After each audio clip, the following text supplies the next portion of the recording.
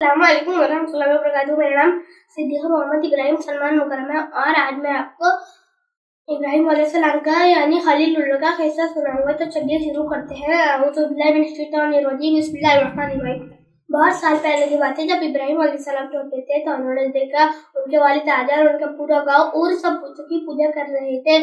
उनके वालिद आज़र सब भूत बनाने का काम करते थे और उन्होंने मन ही मन वहाँ पर सोचा कि भूत की पूजा क्यों करते, भूत को अपना खुदा क्यों मानते, ये भूत को प्रसाद क्यों चढ़ाते हैं, ये तो खाना ज़ाय करते हैं और ये इनके ऊपर मक्खी बैठी से ना इससे उड़ा सकते हैं, अपना हाथ हिला सकते हैं, पैर हिला सकते हैं, कुछ भी नहीं कर सकते।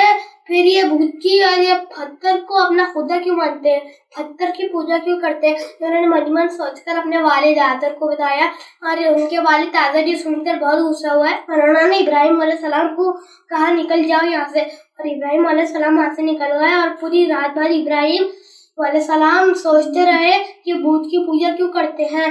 फिर इब्राहिम अलैहिस्सलाम ने सोचा जब कल त्योहार का दिन आएगा मैं सारे भूत तोड़ दूंगा और कहूँगा कि ये बड़े भूत का काम है।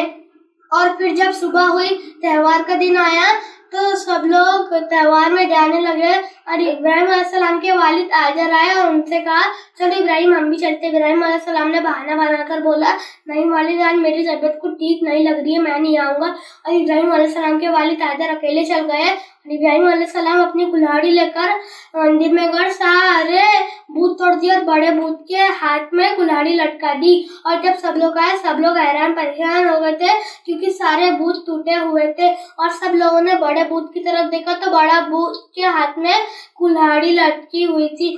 फिर एक शख्स ने बोला ये जरूर इब्राहिम का काम होगा क्योंकि इब्राहिम ही कल इसके बारे में कह रहे थे। और फिर इब्राहिम अलैहिस्सलाम को बुलाया गया और फिर इब्राहिम अलैहिस्सलाम से पूछा गया कि तुम्हारा काम है। इब्राहिम अलैहिस्सलाम ने बगैर डरे हाँ बोल दिया और फिर फैसला हुआ कल उन्हें आग में जला दिया जाएगा।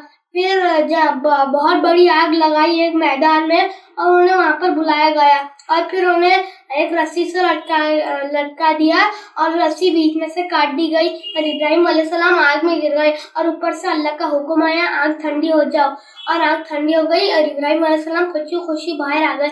इससे हमें यह सीख मिलती है कि हमें हमारे ईमान पर और इस्लाम पर डटे रहना चाहिए। जज़ाकल्लाहु खैर।